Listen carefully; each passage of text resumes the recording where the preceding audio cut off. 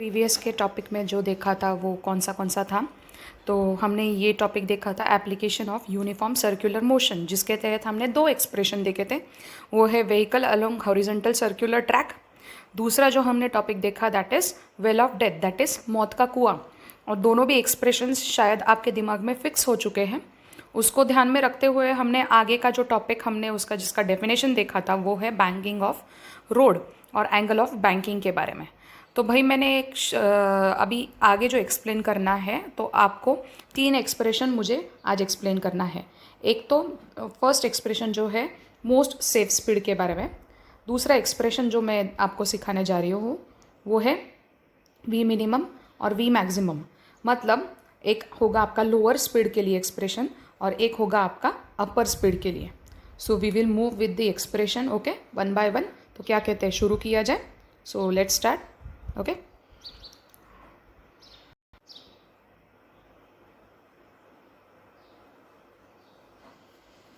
तो भाई हम आज जो पढ़ने जा रहे हैं वो है expression for most safe speed of vehicle along horizontal curved road. और इसी को कंसिडरेशन में रखते हुए और तीन एक्सप्रेशन है जो इसी से रिलेटेड है।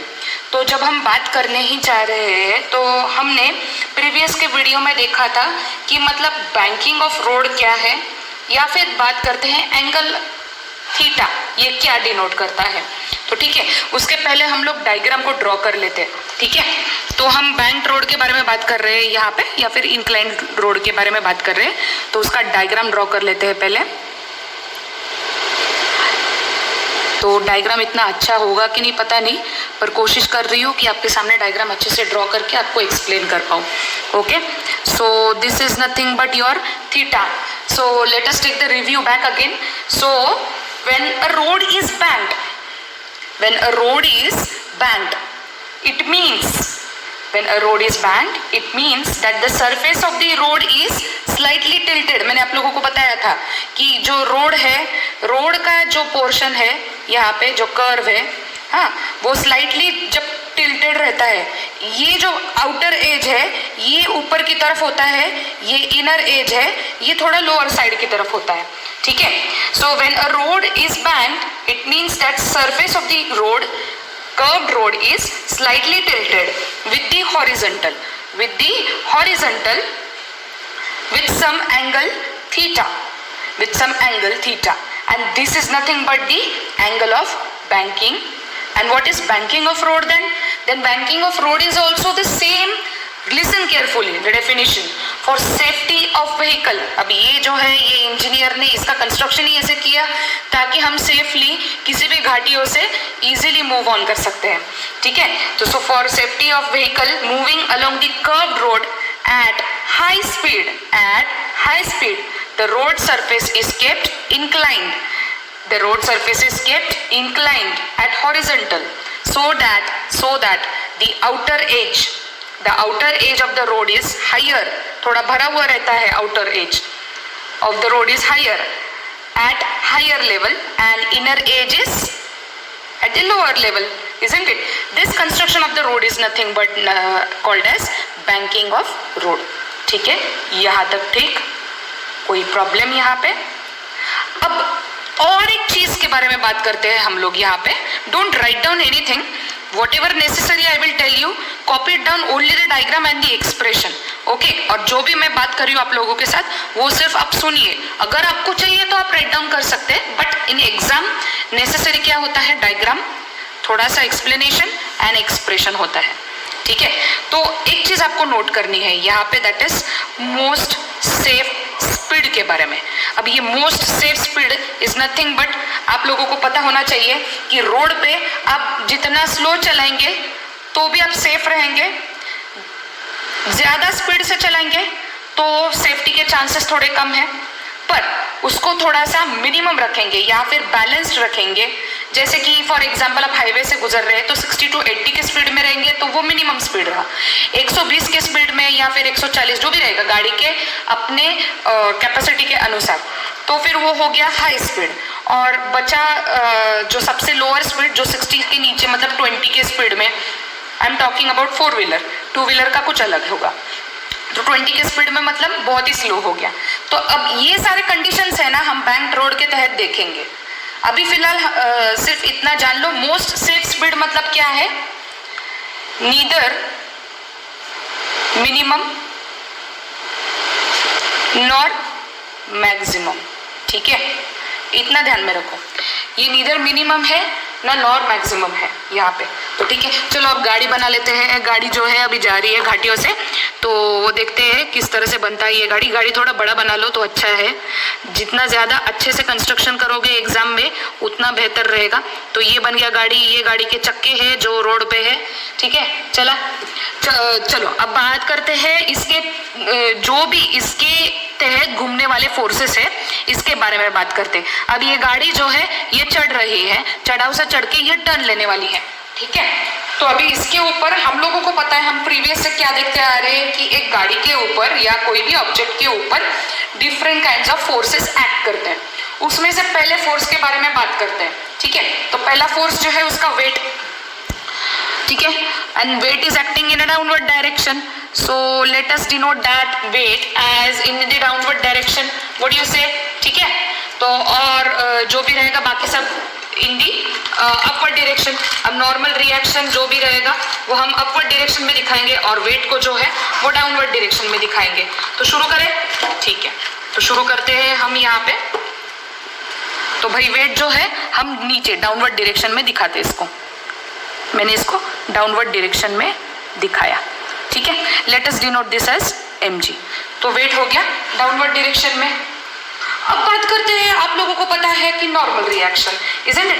And normal reaction, remember, normal reaction is always perpendicular to the surface of the road. So it is perpendicular to the surface of the road, मतलब अब इसका डायरेक्शन कैसे होगा यहाँ पे? तो इसका डायरेक्शन कुछ इस तरह से होगा। तो मतलब ये व्हीकल को या फिर उसके सरफेस ऑफ रोड को क्या है, perpendicular. Let us denote this as L। Okay, अब बात सोच रहे होंगे कि यहाँ पे फ्रिक्शनल फोर्स का तो कुछ मैम ने बताया ही नहीं। तो भाई यहाँ पे सुनिए ध्यान से कि फ्रिक्शनल फोर्स थोड़ी देर के लिए आप अगर उसको निग्लेक्ट करके चले, ठीक है, let us ignore static frictional force and at the same time let us ignore the other forces, that is air resistance. air resistance को काटते हुए ही आपकी गाड़ी आप फुल स्पीड से दौड़ाते हैं, isn't it? तो वहां पे बहुत सारे फैक्टर्स इन्वॉल्व रहते हैं। तो उसमें से एक है एयर रेजिस्टेंस, दूसरा है फ्रिक्शनल फोर्स। थोड़ी देर के लिए अगर हम अवॉइड करके चलते हैं और सिर्फ दो फोर्सेस के बारे में बात करते हैं जो इस पर एक्ट हो रहे हैं, वो है वेट और एक हुआ normal reaction which is perpendicular to the surface of the road. तो अगर उसके बारे में बात करते हैं तो हमें कुछ एक्सप्रेशन मिलेगा, जिस एक्सप्रेशन के बारे में हम यहाँ पे अभी बात करेंगे। ठीक है, तो यहाँ पे इस एक्सप्रेशन में क्या क्या बात करेंगे वो भी देखेंगे। अब ये गाड़ी को उसका खुद का मास भी है and it is moving with certain speed, so it has got its velocity also. तो चलो अब यहाँ पे बात करते हैं नॉर्मल रिएक्शन के बारे में। So weight mg is vertically in downward direction and normal reaction is perpendicular to the surface of the road. So when it is perpendicular to the surface of the road, it divides into two different components. ठीक है, अब ये जो है normal reaction ये divide होता है दो डिफरेंट कंपोनेंट में। तो भाई ये दो डिफरेंट कंपोनेंट्स कौन से हैं? तो n बन जाता है n cos थीटा। याद रखना कंपोनेंट में डिवाइड होना मतलब कॉस और साइन थीटा। ठीक है, इसको दिमाग में फिट कर दो। और n बन जाता है n साइन थीटा। अब इसको प्लॉट कैसे करेंगे यहाँ पे?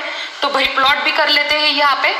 तो n cos थीटा जो है that is acting vertically in upward direction, vertically in upward direction. So मैंने इस कंपोनेंट को यहाँ पे वर्टिकली इन अपवर्ड डायरेक्शन दिखाया, that is n cos theta. और बचा जो है n sin theta. n sin theta is nothing but over here is acting in the direction which is in the horizontal part. ठीक है। So let us name this as n sin theta. तो एक act हो रहा है vertically upward, एक होता है हॉरिजेंटली। ओके, तो बात करते हैं यहाँ पे कंपोनेंट्स के बारे में, that is n cos theta and n sin theta. अब आपने चिल्ड्रन यहाँ पे एक चीज नोटिस की है क्या? अगर ध्यान से आप देखेंगे इस डायग्राम को, तो भाई यहाँ पे n cos थीटा और weight mg, they both are getting balanced, isn't it? समझ में आ रहा है? यहाँ पे बैलेंस कंडीशन दिख रहा है, n cos थीटा और mg यहाँ पे। तो अगर ये बैलेंस कंडीशन में है तो हमने प्रीवियस एक्सप्रेशन की तरह इसको देखना है कि बैलेंस्ड है, then I can clearly write n cos theta is equal to mg। ठीक है, तो अब ये n cos theta is equal to mg, ये तो हो गया। अब पहले को वापस से दोहराइए चिल्ड्रन, ये तो हो गया, पर नेसेसरी सेंट्रीपिटल फोर्स इस फिर जो भी है यहाँ पे गाड़ी को कौन प्रोवाइड कर रहा है भाई? क्योंकि ये सेंट्रीपिटल फोर्स ही तो है जो चक्कर काटने के लिए मदद कर रहा है यहाँ पे, तो कुछ तो होना चाहिए। और हमको पता है कि फ्रिक्शनल फोर्स ही सिर्फ क्या करता है, उसको नेसेसरी सेंट्रीपिटल फोर्स प्रोवाइड करता है। पर उसमें भी कंडीशन है, बैंक्ड रोड रहा तो वहाँ पे उन्होंने क्या कंडीशंस अप्लाई किए थे, तो उसमें क्या क्या कंडीशन था? एक तो पहले अगर स्ट्रेट रोड रहेगा तो टर्निंग लेते वक्त एक्सीडेंट के चांसेस है या फिर गाड़ी स्किड होने के चांसेस है। तो इंजीनियर ने इसका कंस्ट्रक्शन कुछ इस तरह से किया कि एक साइड को भारी भरकम बनाया रोड का और दूसरे साइड को थोड़ा सा टिल्टेड रखा। ओके, तो ऐसे स्लैंडिंग रखा और गाड़ी घूम रही है, ठीक है, तो गाड़ी घूमते वक्त वो सेफली घूमे और जब घूमेगी तो वो नेसेसरी सेंट्रीपिटल फोर्स भी प्रोवाइड करती है एट ए टाइम। क्यों? तो उसके गाड़ी के चक्के जो है वो नीचे की तरफ घिस रहे हैं और वहाँ पे फ्रिक्शनल फोर्स क्रिएट हो रहा है। पर इस डायग्राम में नेसेसरी सेंट्रीपिटल फोर्स प्रोवाइड कर रहा है n sin थीटा। समझ में आ रहा है? तो n sin theta is equal to mv square upon r. Let us take this as an equation number 1, this as an equation number 2. यहाँ तक आ गए? Now divide 2 by 1. Divide equation 2 by 1. क्या होगा यहाँ पे? तो भाई n sin theta upon n cos theta is equals to mv square upon r upon mg। ठीक है, यहाँ तक आ गए। अब यहाँ पे क्या क्या कैंसिल आउट होगा वो भी देख लेते हैं। एक कैंसिल होगा n और n, साइन अपॉन कॉस मतलब क्या आता है? तो भाई sine theta by cos theta is equals to tan theta. ये आप ट्रिग्नोमेट्रिक फंक्शन में पढ़ते आ रहे हैं, तो ये हो गया। और क्या कट होगा यहाँ पे? m और m भी कट हो जाएगा, तो बचा क्या यहाँ पे? तो tan theta which is equal to v square upon ये r नीचे चला जाएगा, हो जाएगा rg। ठीक है, तो यहाँ तक आ गए हम लोग। यहाँ तक कोई डाउट? तो ठीक है, चलो मैंने बात किया था आपको पहले ही मोस्ट सेफ स्पीड के बारे में। तो अब मोस्ट सेफ स्पीड को हम यहाँ पे वेलोसिटी में डिनोट करते हैं एज vs। ठीक है, अब हम इस एक्सप्रेशन को सॉल्व करेंगे। तो भाई मैं ये rg यहाँ पे लेके जाती हूँ, तो बन जाएगा rg tan theta which is equal to vs square. Now rearrange this. vs square is equals to rg tan theta. That means v is equals to vs is equals to under root of, इसका square root ले लो तो हो जाएगा vs is equals to rg tan theta, and this is nothing but the expression for most safe speed of vehicle along horizontal curved banked road. Got it? And in this condition, for particular road, theta and its r will be fixed. What? Theta and r is fixed. अब आप सोच रहे ma'am ने ऐसे क्यों बोला? तो मुझे एक बात बताओ, कितना भी आप वेट अप्लाई करो रोड के ऊपर, 100 किलो का आदमी भी जाए, 200 किलो का भी आदमी जाए, बड़ा सा बस भी जाए जिसमें बहुत सारे लोग भी जाए, तो भी जब ये रोड से हम घूमते हैं इसका रेडियस चेंज होगा क्या? इसका रेडियस चेंज होगा? नहीं। इसका थीटा चेंज होगा क्या? नहीं। तो इसमें कोई चेंजेस आएगा क्या वेट की वजह से? नहीं आएगा। पर चेंजेस कैसे आएगा? चेंजेस तभी आते हैं जब कोई नेचुरल कैलामिटीज यहाँ पे ओकर होते हैं, तो ये फिक्स्ड है। समझ में आया कि मैंने क्यों बताया थीटा और आर फिक्स्ड है यहाँ पे। तो भाई ये तो हो गया VS के बारे में। तो अब हम इस इक्वेशन को और एक तरीके से अरेंज कर सकते हैं। वो कैसे, देखे क्या? तो ये इक्वेशन को हम अरेंज कर सकते हैं। इसको थर्ड इक्वेशन बोलो, ठीक है, और इसको फोर्थ इक्वेशन बोलो। अब इस इक्वेशन को हम अरेंज कर सकते हैं यहाँ पे एंगल ऑफ बैंकिंग भी निकाल के। तो एंगल ऑफ बैंकिंग का भी यहाँ पे वैल्यू मिल जाएगा। So theta is equals to, अब ये tan वहां पे गया तो क्या हो जाएगा, tan इनवर्स ब्रैकेट में V² अपॉन RG। तो ये बन गया यहाँ पे value for what, value for angle of banking, ठीक है। तो ये एक्सप्रेशन पूरा समझ में आया आपको, कोई डाउट इसमें? ठीक है।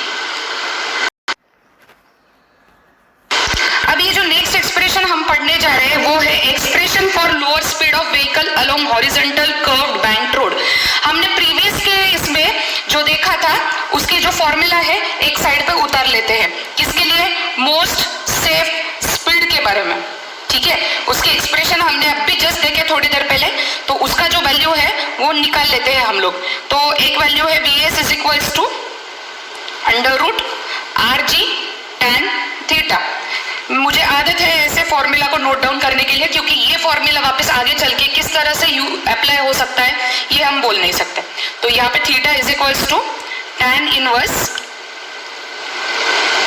VS² that is most safe speed upon RG। तो ये दो फॉर्मूला हमें मिले, इजंट इट।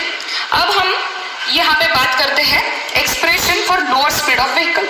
मतलब लोअर स्पीड ऑफ व्हीकल अभी डिपेंड करता है कौन से इस पे। मोस्ट सेफ स्पीड मैंने आप लोगों को क्या बताया था हाईवे पे कि 60 या 70 मतलब हो गया एक minimum balancing speed, isn't it. उससे भी लोअर जाएंगे तो 10 के 20 के स्पीड में जाएगा, ठीक है। तो अब ये है अलोंग कर्व्ड बैंक रोड किस तरह से जाता है, इसके बारे में भी हम डिस्कस करेंगे कंडीशन में, और साथ ही में डायग्रामेटिक रिप्रेजेंटेशन को देखेंगे। अब डायग्रामेटिक रिप्रेजेंटेशन में थोड़ा सा स्लाइड क्या चेंजेस आया है वो भी देखेंगे। अब प्रीवियस का डायग्राम वापस से हम नोट करते हैं। तो ये हो गया हमारा डायग्राम। तो हम बनाने जा रहे हैं यहाँ पे एंगल ऑफ बैंकिंग के लिए डायग्राम, ठीक है। तो ये मैंने बना लिया डायग्राम, ये बना लिया मैंने theta that represents as angle of banking. अब बात करते हैं, अब मेरा डायग्राम इतना अच्छा नहीं है तो भी समझ के लेना। अब बात करते हैं गाड़ी के बारे में। तो ये गाड़ी को भी हमें क्या करना है, अच्छे से ड्रॉ करना है। तो ये मेरे गाड़ी है, ये गाड़ी के चक्के, ठीक है। और उसमें हमने जो कंपोनेंट्स जो देखे थे उसको भी हम थोड़ा डिवाइड कर लेते हैं। तो नीचे की तरफ क्या होता है, that is weight, isn't it. और सरफेस ऑफ रोड को परपेंडिकुलर कौन होता है, कौन होता है? तो भाई नॉर्मल रिएक्शन, ठीक है। और हमने लास्ट इसमें टॉपिक में क्या देखा था, वो है कंपोनेंट्स। एन जो है दो कंपोनेंट्स में वो डिवाइड हो रहा है। तो जो वर्टिकली अपवर्ड डायरेक्शन में है वो है n cos theta and which is horizontal component that is n sin theta. यहाँ तक आ गए हम। अब इसमें स्लाइडली क्या क्या ऐड करना है, ऐड क्या क्या करना है उसके बारे में हम बात करते हैं यहाँ पे। तो भाई यहाँ पे आप लोग ट्रैवल कर रहे हैं, ठीक है। मोस्ट सेफ स्पीड से तो कोई चलाता नहीं है, कोई चलाता नहीं है मोस्ट सेफ स्पीड में। तो हम बात करते हैं, अब हम यहाँ पे ट्रैवल कर रहे हैं यहाँ पे। तो ट्रैवल करते वक्त मैंने बताया था कि यहाँ पे वेरियस फोर्सेस एक्ट होते हैं गाड़ी के ऊपर। पहले के टॉपिक में हमने एक पार्ट को निगलेक्ट किया है, अब इस टॉपिक में हम इसको इंक्लूड करेंगे, ओके, इजंट इट। इस टॉपिक में हम इसको इंक्लूड करेंगे। So remember or listen, actually vehicle do not travel in most safe speed, so which travel with speed other than most safe speed. most safe speed को छोड़ के if any vehicle is traveling more or other than that most, then for this purpose, इस purpose के लिए मतलब most safe speed को neglect करते हुए कोई अदर स्पीड से अगर ये ट्रैवल कर रहा है, वो लोअर हो या अपर हो, तो एट दैट मोमेंट कौन से फोर्सेस इस पे एक्ट करते हैं उसके बारे में बात करते हैं. So at this moment your static friction force, that is static friction force कैसे क्रिएट होगा, जब ये टायर और रोड एक दूसरे को घिसेंगे. Okay, up to certain limit, तब यहाँ पे स्टैटिक फ्रिक्शन फोर्स क्रिएट होगा. तो भाई जब स्टैटिक फ्रिक्शन फोर्स क्रिएट होगा तो वो कौन से डायरेक्शन में क्रिएट होगा वो बात करते हैं. So your static friction force is represented by what, is represented by Fs. So static friction force between the surface of the road and the tires of the vehicle is directed in, or you can say directed along the inclination of the road in the कौन से direction में, upward direction में. Let us denote this as Fs. यहां तक आ गए, यहां तक कोई डाउट? ठीक. अब इसकी तो वेलोसिटी अलग रहेगी. मोस्ट सेफ स्पीड को अगर हम लोग Vs बोल के डिनोट करते हैं, तो let us denote the lower speed के लिए let us denote it as V1. Okay, अगर we denote this as V1, obviously ये सेफ स्पीड से कम वैल्यू ऑब्टेन करती है, बराबर कि नहीं. यहाँ पे जो सेफ स्पीड है इसके वैल्यू से ऑब्वियसली अब लोअर स्पीड है तो V1 is lesser than that. So can I mention V1 lesser than under root, you can say Rg tan theta. यहाँ तक आ गए, ठीक है. अब भाई यहाँ पे हमें पता है कि सेंट्रीपिटल फोर्स जो है वो कौन दे रहा था, कौन प्रोवाइड कर रहा था यहाँ पे नेसेसरी सेंट्रीपिटल फोर्स, वो n sin थीटा प्रोवाइड कर रहा था. तो भाई सेंट्रीपिटल फोर्स जो है वो n sin थीटा तो प्रोवाइड कर ही रहा था, पर यहाँ पे क्या हो रहा है, अब ये n sin थीटा का वैल्यू कम हो जाएगा यहाँ पे ऑब्वियसली. तो अगर ये कम हो जाएगा तो इन दैट केस में ऐसे लिख सकती हूँ क्या कि n sin theta is also less than necessary centripetal force mv1 square upon r, that is formula for centripetal force. ऐसे लिख सकती हो क्या नहीं? ओके, लिख लिया. यहाँ तक तो हम आ गए. अब हम बात करते हैं Fs के बारे में. तो भाई यहाँ पे Fs जो है, इस Fs को भी हम कंपोनेंट्स में डिवाइड करेंगे. ओके, तो अब इस Fs को हम कंपोनेंट्स में डिवाइड करेंगे, मतलब यहाँ पे हमें दिखाना है जो Fs sin थीटा है वो vertically acting in upward direction, और Fs cos थीटा जो है that is acting horizontally opposite to n sin theta, opposite to n sin theta. तो मतलब यहाँ पे Fs जो है n sin थीटा के opposite but acting in the horizontal direction, and Fs sin theta जो है ये पैरेलल है n cos थीटा को, एंड जो है it's acting in the upward direction. ठीक है, और let us mention this as theta, that is angle of banking across this. Okay, तो यहाँ तक हम आ गए. तो यहाँ पे Fs भी जो है दो कंपोनेंट्स में डिवाइड हो गया.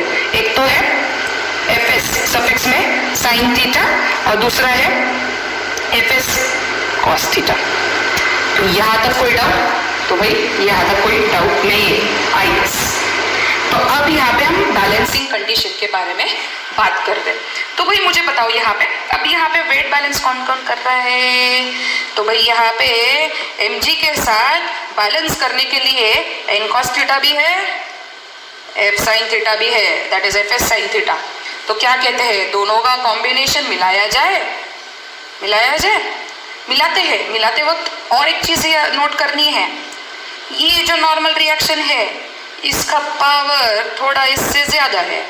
अब जब यहाँ पे नॉर्मल रिएक्शन का पावर इससे ज्यादा है तो हम इसको बैलेंस करने के लिए दोनों को ऐड करेंगे यहाँ पे. तो भाई बन जाएगा यहाँ पे मेरा expression n cos theta plus Fs sin theta which is equal to mg. ये बन गया मेरा इक्वेशन नंबर 1, ठीक है। अब सेकंड इक्वेशन के बारे में बात करेंगे। अब सेकंड इक्वेशन जो है नेसेसरी सेंट्रीपिटल फोर्स प्रोवाइड कर रहा है, तो यहाँ पे एन साइन थीटा के साथ साथ यहाँ पे एफ एस कॉस थीटा भी नेसेसरी सेंट्रीपिटल फोर्स प्रोवाइड कर रहा है, पर दोनों के डायरेक्शन अलग अलग है और यहाँ पे पावर जो है इसका ज्यादा है एज कंपेरेटिव टू दिस।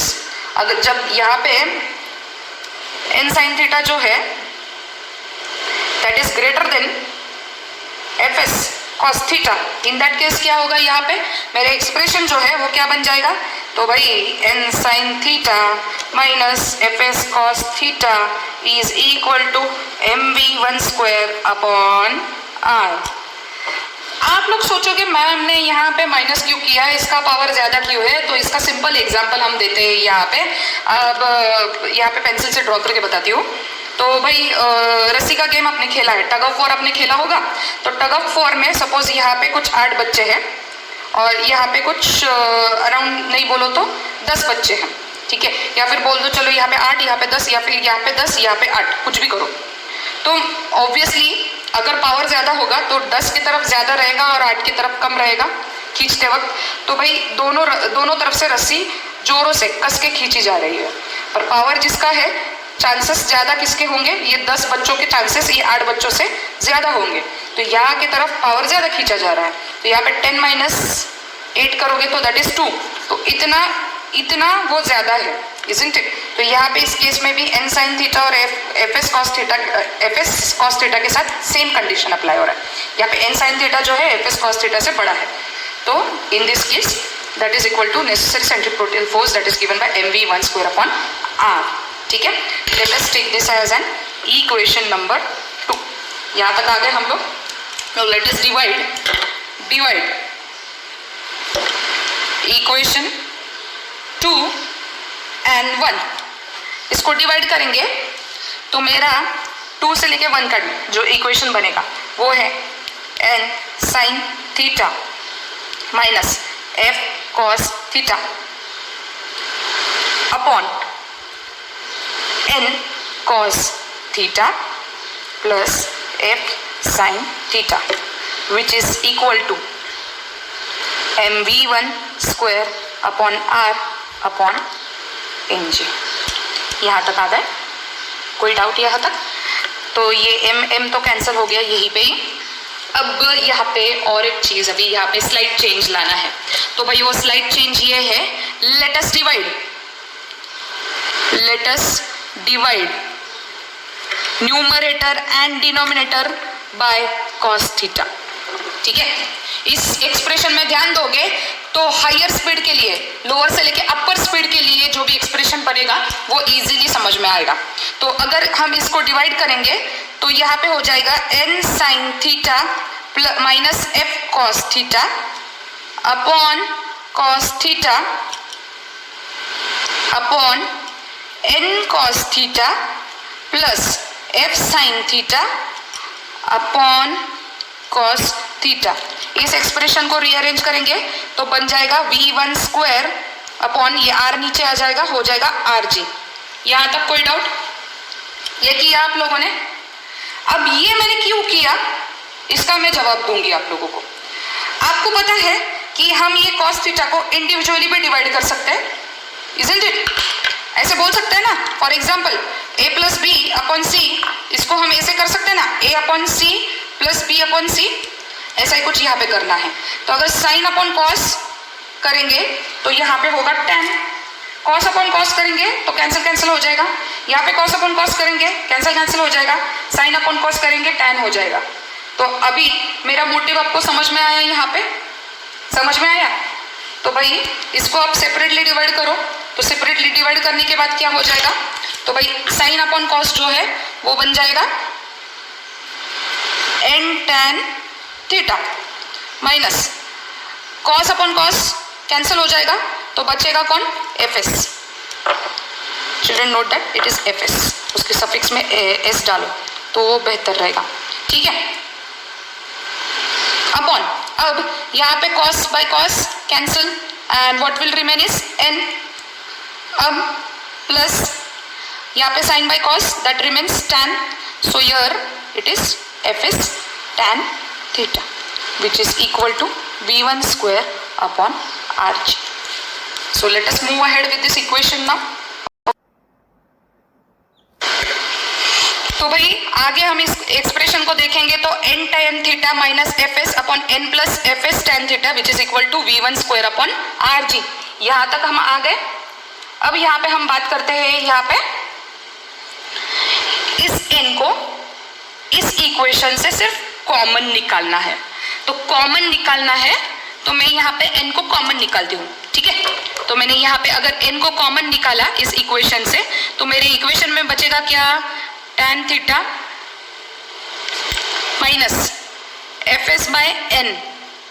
क्यों भाई एफ एस बाय एन, तो मैंने अगर n को अंदर यहाँ पे यहाँ से निकाला इस ब्रैकेट से तो क्या होगा, यहाँ पे n नहीं बचेगा, पर यहाँ पे n है क्या, नहीं है.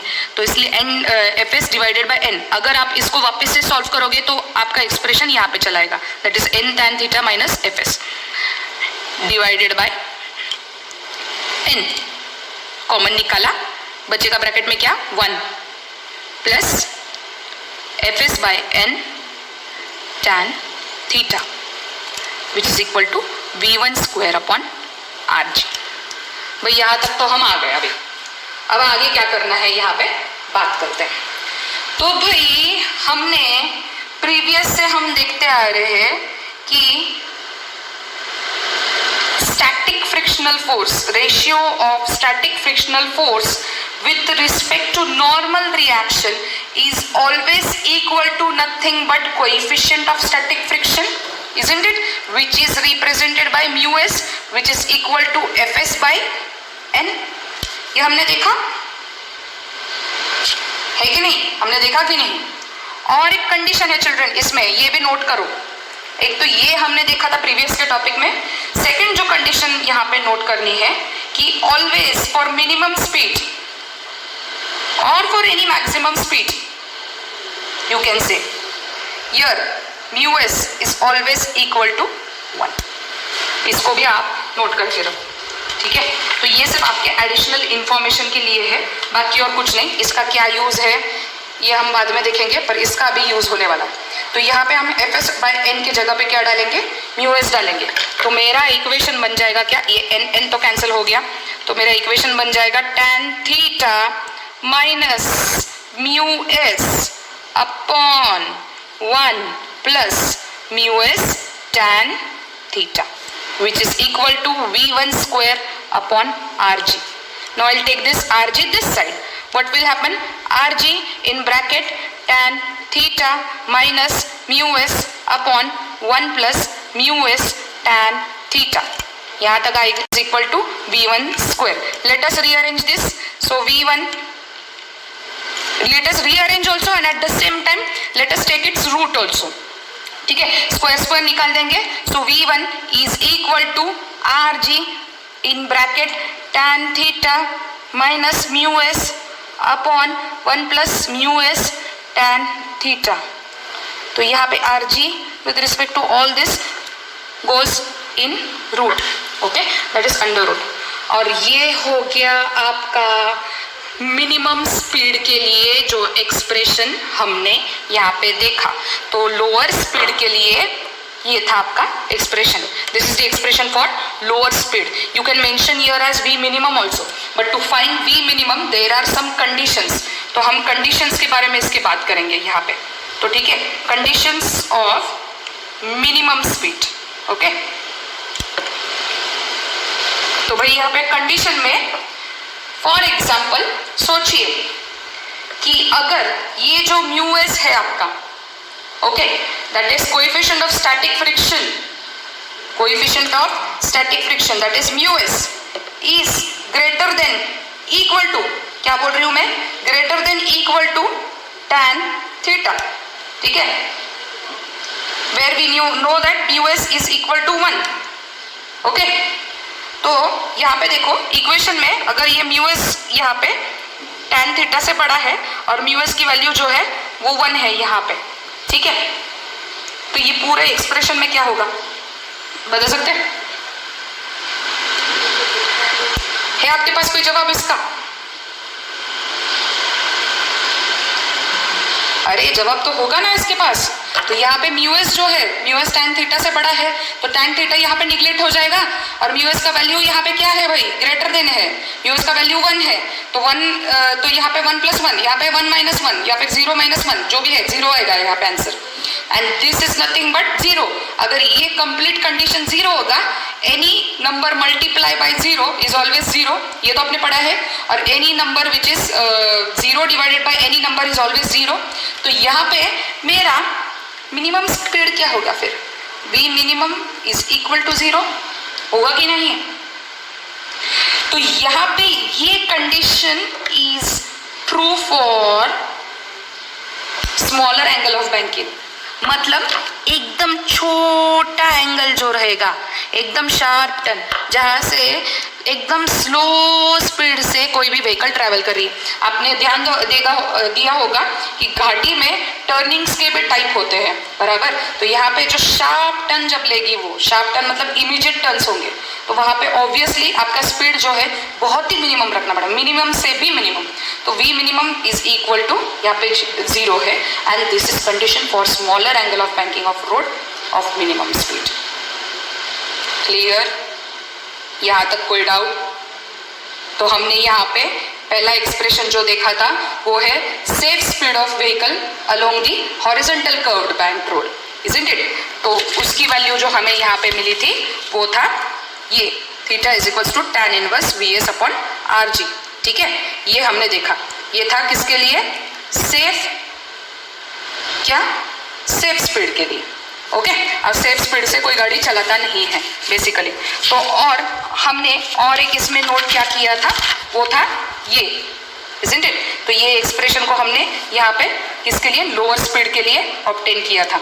तो लोअर स्पीड के लिए जो भी कंडीशंस आपने यहाँ पे देखा है उसको आप रिवाइंड करके देख सकते हैं वापस, और रिवाइंड करते हुए ही हम नेक्स्ट टॉपिक की तरफ मूव ऑन कर रहे हैं, that is nothing but what, maximum speed, that is upper speed of vehicle along the horizontal curved bank road, ठीक है। तो ऐसे 3 एक्सप्रेशन हम बैक टू बैक देखेंगे और इस टॉपिक को यहीं पे एंड करेंगे, ठीक है। तो हम तीसरा एक्सप्रेशन देखने जो जा रहे हैं वो कौन सा है, that is for upper speed. तो अपर स्पीड को हम डिनोट करने से पहले वापस से फॉर्मूला की तरफ जाते हैं। तो वापस से फॉर्मूला यहाँ पे that is v is equals to RG tan theta, ये हमने एक्सप्रेशन देखा यहाँ पे, और साथ ही में हमने और एक क्या देखा था वहाँ पे, theta is equals to tan inverse in bracket VS square upon RG। तो ये था हमारे मोस्ट सेफ स्पीड के लिए। अब डायग्राम जो है प्रीवियस में जैसे देखा था वैसा ही डायग्राम, तो चलो हम डायग्राम ड्रॉ कर लेते हैं, पर इसमें क्या होने वाला है झोलमाल वो देखेंगे हम लोग यहाँ पे डायग्राम में। थोड़ा सा स्लाइड झोलमाल होगा, तो स्लाइड झोलमाल को हमें हैंडल करना है। ये हो गया थीटा, ठीक है। ये मैंने गाड़ी बनाना है अभी, तो ये बड़ी सी मैंने बस बना ली यहाँ पे, ये उसके चक्के, ठीक है, और इसका सेंटर, यहाँ से मैंने इसका वेट mg को जो है नीचे की तरफ ये किया, और ये मेरा जो नॉर्मल रिएक्शन जो है इसको भी ड्रॉ करके लिया, which is perpendicular to the road surface, and let us denote this as n, ये मैंने डिनोट कर लिया। अब हॉरिजॉन्टल कंपोनेंट जो है मेरा और वर्टिकल कंपोनेंट है वो डिनोट कर लेते हैं। तो वर्टिकली अपवर्ड डायरेक्शन में n cos theta and horizontally n sin theta, यहाँ तक आ गए, ठीक है। अब यहाँ पे बात करते हैं हम टॉपिक की तरफ मुड़ते हैं यहाँ पे। तो अभी टॉपिक की तरफ मुड़ते वक्त हमें ये ध्यान में रखना है कि हम बात कर रहे हैं अपर स्पीड के बारे में, और जब हम अपर स्पीड के बारे में यहाँ पे बात करते हैं तो प्रीवियस केस में हमने वेलोसिटी लोअर स्पीड के लिए v1 अप्लाई किया था, which is lesser then √RG tan theta, ये देखा था हमने। अब के केस में हम इसको अप्लाई करेंगे as v2, which is considered as the you can say upper speed. अब अपर स्पीड जो है ये जो है RG tan थीटा से ग्रेटर है, बराबर। प्रीवियस कंडीशन से अलग हो गया थोड़ा, RG tan थीटा, तो ये हो गया ग्रेटर। तो यहाँ पे फिर नेसेसरी सेंट्रीपिटल फोर्स जो है नेसेसरी सेंट्रीपिटल फोर्स के बारे में बात करते हैं। तो यहाँ पे नेसेसरी सेंट्रीपिटल फोर्स के केस में एन साइन थीटा जो है ऑब्वियसली ये जो है इससे छोटा होगा, तो मतलब नेसेसरी सेंट्रीपिटल फोर्स जो है यहाँ पे मैक्सिमम रहेगा। So V2 square upon R which is greater than N sine theta, बराबर। यहाँ तक तो हम आ गए। अब यहाँ पे कौन सा फोर्स एक्ट करता है, तो प्रीवियस के केस में यहाँ पे Fs जो है मिनिमम स्पीड के लिए it was acting in upward direction, okay, inclined in upward direction. Now it is directed at the inclination but in the downward direction when it is having upper speed, okay. तो मतलब यहाँ पे जो Fs है that is acting in which direction, it is in direction in the downward. अब इसको भी हमें रिजॉल्व करना है कंपोनेंट्स में, तो कंपोनेंट्स में रिजॉल्व करना मतलब यहाँ पे क्या होगा, तो भाई यहाँ से हम कंपोनेंट को रिजॉल्व करते हैं, ठीक है, और यहाँ से हम कंपोनेंट्स को रिजॉल्व करते हैं, हाँ, ओके। डायग्राम अच्छे से ड्रॉ करो आप लोग, तो यहाँ पे आपको समझ में आएगा। तो ये है आपका एन साइन थीटा ऊपर की तरफ, और ये हो गया आपका F cos theta, F S cos theta, और ये हो गया आपका F sine theta. So your F cos theta, F S cos theta is parallel to horizontal component, that is n sin theta, and your f sin theta is parallel to mg and acting opposite to n cos theta. So means here n cos theta is balancing this f sin theta, isn't it? Balance कर रहा है या नहीं?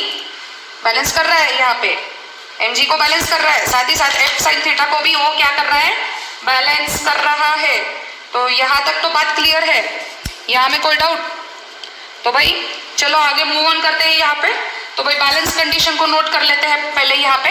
तो balance condition को note करने से पहले यहाँ पे हम बात करते हैं कि नेसेसरी सेंट्रीपिटल फोर्स कौन प्रोवाइड कर रहा है यहाँ पे, ठीक है।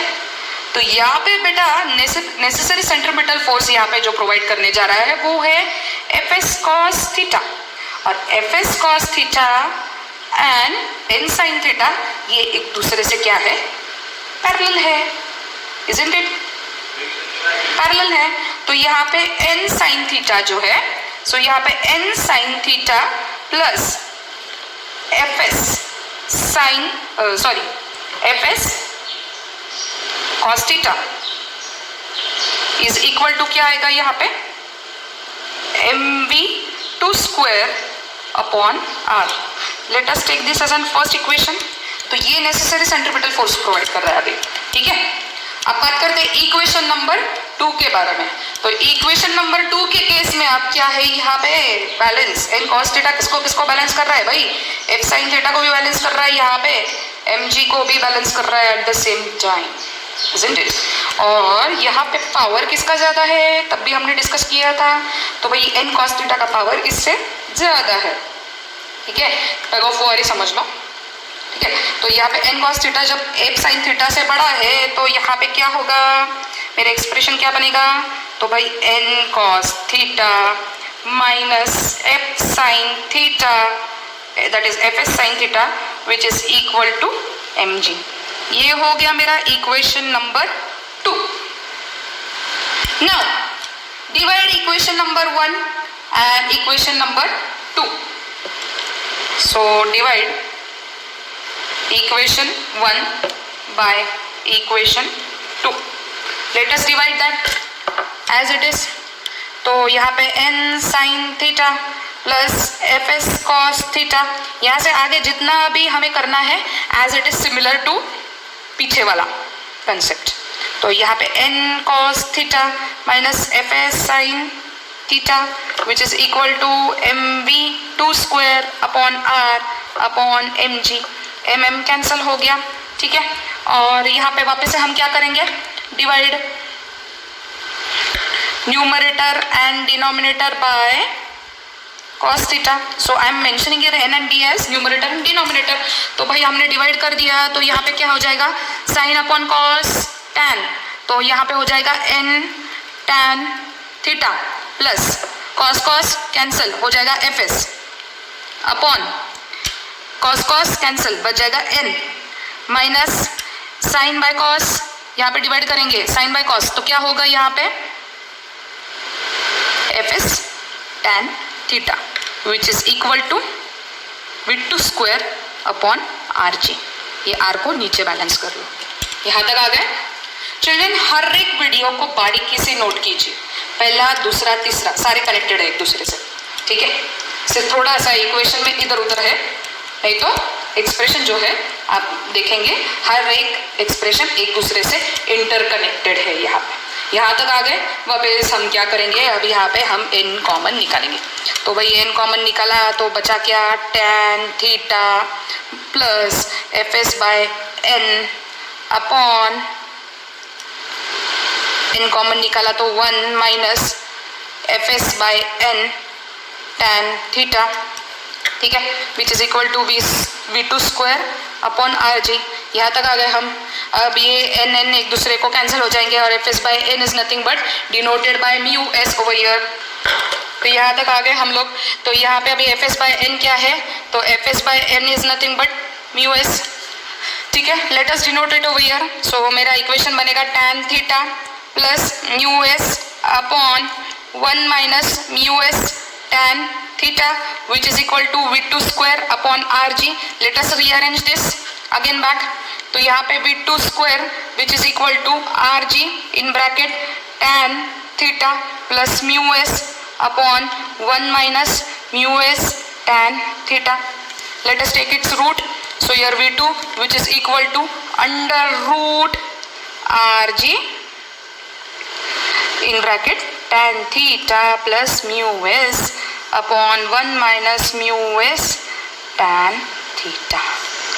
तो ये बन गया मेरा expression forward for upper speed, isn't it?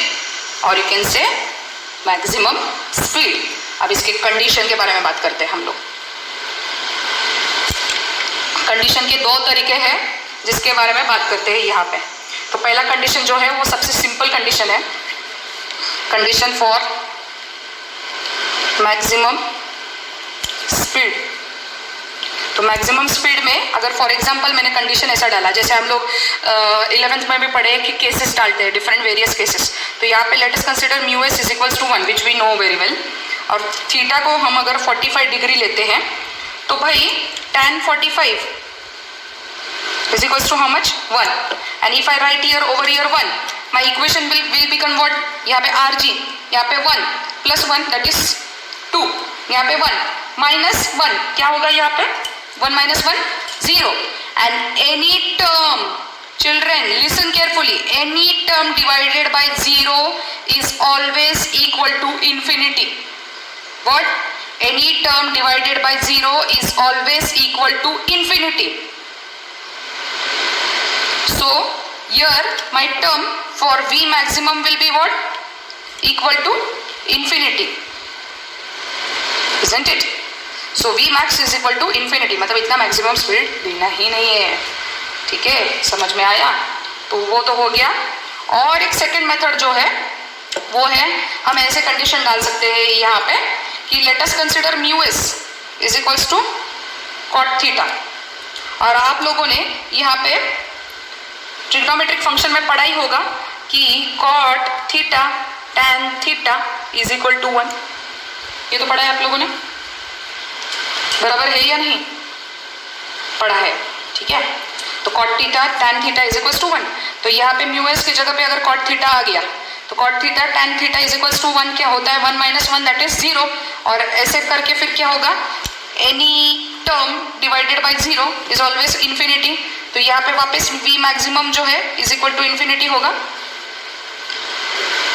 तो ये हो गया condition for maximum speed. I hope आपको ये टॉपिक पूरा समझ में आया हो। अगर नहीं समझ में आ रहा है तो रिवाइंड करके कंटिन्यूसली देखिए तो समझ में आएगा, और एक्सप्रेशन को 1 बाय 1 स्टेप वाइज उतारते जाइए, और हर कोई एक्सप्रेशन एक दूसरे से कनेक्टेड है, इसको नोट कीजिए, ठीक है? Thank you. तो बेसिकली आपको टॉपिक आज का जो है समझ में आया होगा, और तीनों भी एक्सप्रेशन बारी बारी से जो मैंने लिया है वो भी आपको अच्छे से समझ में आया होगा। तो ये भी कंडीशन हमने देखा ये भी कंडीशन हमने देखा, राइट। और हमने मोस्ट सेफ स्पीड के बारे में भी डिस्कस किया यहाँ पे। तो मोस्ट सेफ स्पीड में हमने इस एक्सप्रेशन को भी देखा इसके तहत, और डायग्राम को हर एक एंगल से हमने यहाँ पे देखा। तो आपको आज का टॉपिक आशा करते हैं समझ में आया है, और ये सारे टॉपिक को पढ़ते वक्त आपको ये भी नोटिस हुआ होगा कि ये वेल ऑफ डेथ से कितना कनेक्टेड है, इज़न्ट इट। तो वेल ऑफ डेथ और यूसीएम का अगर एक्सप्रेशन आपने देखा नहीं होगा तो वो एक्सप्रेशन प्लीज़ ज़रूर देखिए, और साथ ही वो देखने के बाद ही ये सारे एक्सप्रेशन को आप नोट करते हुए जाए, तो आपको ये थोड़ा आसान होगा। Thank you for today.